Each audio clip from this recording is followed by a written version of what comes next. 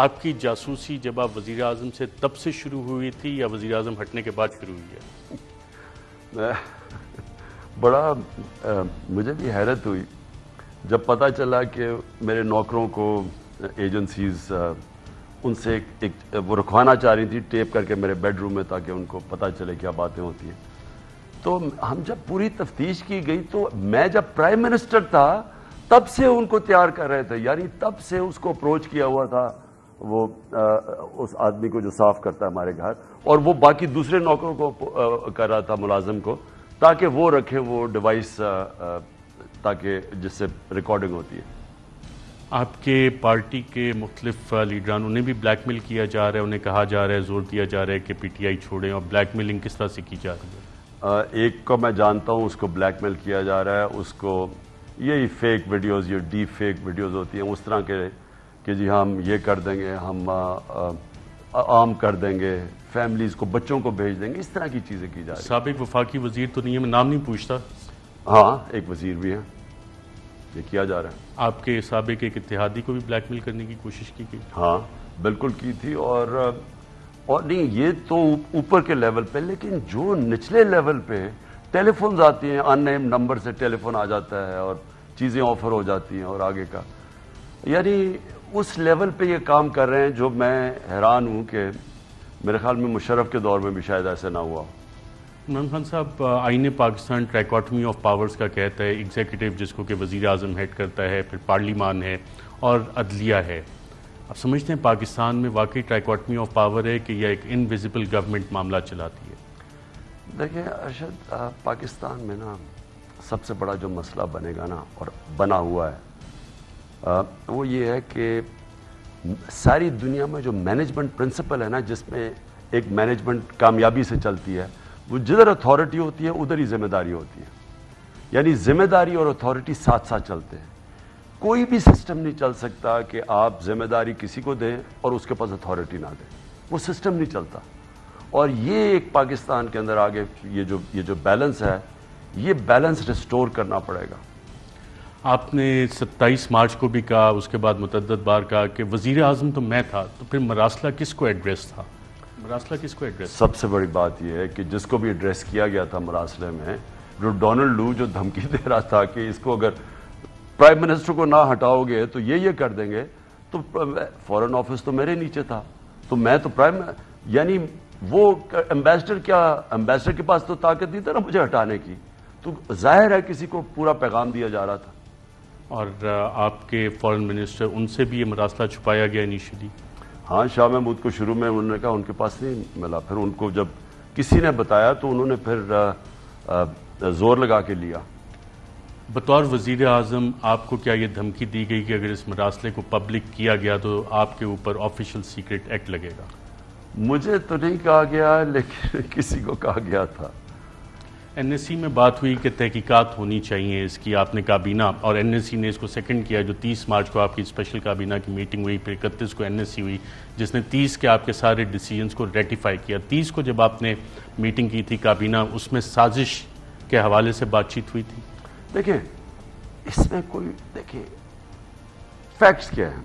مراسلہ وہ سائفر آتا ہے، سائفر میں دھمکی ہوتی ہے، یعنی 7 مارچ کو وہ سائفر آتا ہے، 8 مارچ کو نو کانفیڈنس آ جاتا ہے. اس سے پہلے ہی پتا ہوتا ہے ڈونلڈ لو کو کہ نو کانفیڈنس آنے والا ہے، اور اس سے پہلے امریکن ایمبیسی سارے لوگوں سے مل رہی ہوتی ہے جو سب سے پہلے لوٹے ہوتے ہیں. یہ تو یہ جب تک ایک سپریم کورٹ سنتا نہیں ہے، انکوائری نہیں کرتا، اوپن جوڈیشل کمیشن نہیں بناتا، اس سے ہوگا کیا؟ کسی کو بھی اب وہ کہتے نہیں جی مداخلت تھی، سازش نہیں تھی. وہ کون فیصلہ کرے گا سازش؟ ہمیں پتہ ہے سازش تھی، ہمیں پتہ ہے کیا کیا ہوا ہے، لیکن بہترین طریقہ یہ تھا کہ اتنا بڑا ملک میں رجیم چینج ہو گیا. ایک اچھا بھلا ملک چل رہا تھا، اس کا بیڑا غرق کر کے رکھ دیا، مہنگائی آسمانوں میں اور اکانومی نیچے. وہ کوئی تو ذمہ دار ہے اس کا. تو کیا سپریم کورٹ کا کام نہیں کہ کم از کم ایک ہیئرنگ کرے تاکہ آگے سے چیز نہ ہو؟ دیکھیں دوسری چیز ارشد، کبھی اس ملک کے اندر کوئی وزیر اعظم آگے سے اگر امریکہ دھمکی دے گا کوئی کھڑا نہیں ہوگا. وہ اپنے انٹرسٹ، ملک کے مفادات کے خلاف جا کے ان کو سلام کرے گا. اب جنرل مشرف نے جو کیا ہے، کبھی انکوائری ہوئی ہے؟ کہ 80,000 آپ نے لوگ منوا دیے, ملک کا بیڑا غرق کر دیا, کیا ملا آپ کو؟ کس نے کہا تھا آپ کو کسی اور کی جنگ میں شامل ہو جاؤ؟ اب پاکستانی قوم کو جو اتنا آپ نے نقصان پہنچایا, کوئی انکوائری ہوئی ہے؟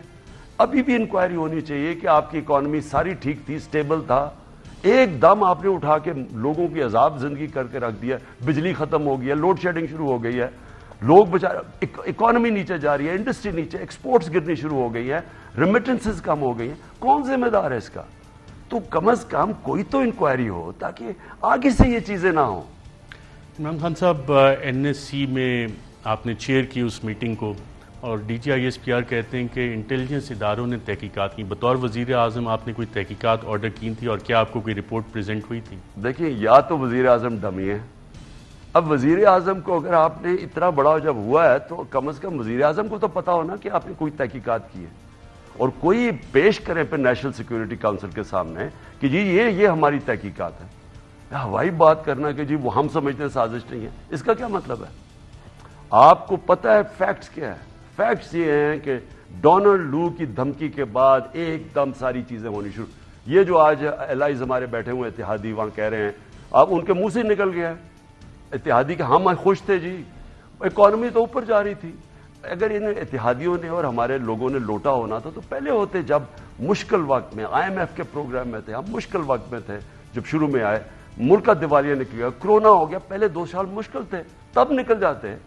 جب اکانومی اوپر جا رہی ہے اور وہ کنفرم کرتا ہے کہ 17 سال میں سب سے بہترین اکانومی آپ کی گرو کر رہی تھی, تب آپ کو ایک دم یاد آ گیا کہ نہیں جی حالات اچھے نہیں. تو وہ تو اب پتہ چل گیا نا کہ ان کو بھی, وہ بھی کنٹرول تھے پیچھے سے. میرا پوائنٹ یہ ہے کہ ارشد, ہم نے جب ملک آگے تب بڑھتا کب ہے؟ جب اپنی غلطیوں سے سیکھتا ہے. ایک انسان بھی آگے بڑھتا ہے, ادارہ بھی آگے. حمود الرحمان رپورٹ آئی, 25 سال کے بعد پبلش ہوئی, پتہ ہی نہیں کہ کسی کو ذمہ داری نہیں اٹھائی, دبا دی. یہ اتنا بڑا حادثہ ہوا جو وار آن ٹیرر میں ہم نے اپنے ملک کی تباہی کی, کوئی رپورٹ ہی نہیں ہوئی اس کے اوپر. اب یہ اتنا بڑا نقصان ملک کو قوم بھگت رہی ہے, اس کا کوئی فیصلہ نہیں ہوگا کہ جی کون ذمہ دار ہے اس کا. عمران خان صاحب, ایک آخری سوال, کیا یہ کہنا درست ہوگا جب تاریخ لکھی جائے گی کہ عمران خان پاکستان کی مڈل کلاس کو ریپرزینٹ کرتا تھا, عوام میں سے اٹھ کے وزیر اعظم آیا, اور جو پاکستان کی اشرافیہ جس نے ریگولیٹری کیپچر کیا ہوا ہے, انسٹیٹیوشنل کیپچر کیا ہوا ہے, اس نے کمیشنز بنائے, شوگر مافیا کے پیچھے گیا, آئی پی پیز کیا, ویٹ گندم سکینڈل, مختلف کمیشنز بنائے, اور سارے اشرافیہ کے مافیا کو ایکسپوز کیا. اس لیے عمران خان قابل قبول نہیں تھا اور اسے ہٹانا ضروری تھا. اس میں کوئی شک نہیں ہے, بلکہ ارشد, جب میں شروع میں میں نے پہلی اپنی تقریر کی, اگر میں نے دیکھ لیں, جس دن میں پرائم منسٹر بنا میں نے ایک قوم سے خطاب کیا, اس میں میں نے کہا یہ سب اکٹھے ہو جائیں گے, میں نے کہا یہ سارے جمہوریت کے نام پہ اکٹھے ہو جائیں گے, کیونکہ ان کے انٹرسٹ ایک ہے. دیکھیں, ایک کرپٹ سسٹم کے اندر جو فائدہ اٹھا رہے ہیں اس کرپٹ سسٹم سے, وہ تو نہیں چاہیں گے نا کہ وہ سسٹم چینج ہو. تو جو بھی اس سٹیٹس کو چیلنج کرے گا, انہوں نے اکٹھے ہونا تھا. مجھے افسوس صرف یہ ہوا کہ وہ لوگ جن کو پتہ ہے, جو ملک کی فکر جن کو ہونی چاہیے, جو ان کو سمجھنا چاہیے کہ یہ ملک کے ساتھ ہماری ساری ڈیسٹنی ہے, جو اس چھوٹی سی کرپٹ ایلیٹ کا حصہ نہیں ہے, ان کو تو کھڑا ہونا چاہیے تھا اس کے ساتھ جو کہ ان چوروں کے اگینسٹ کھڑا تھا.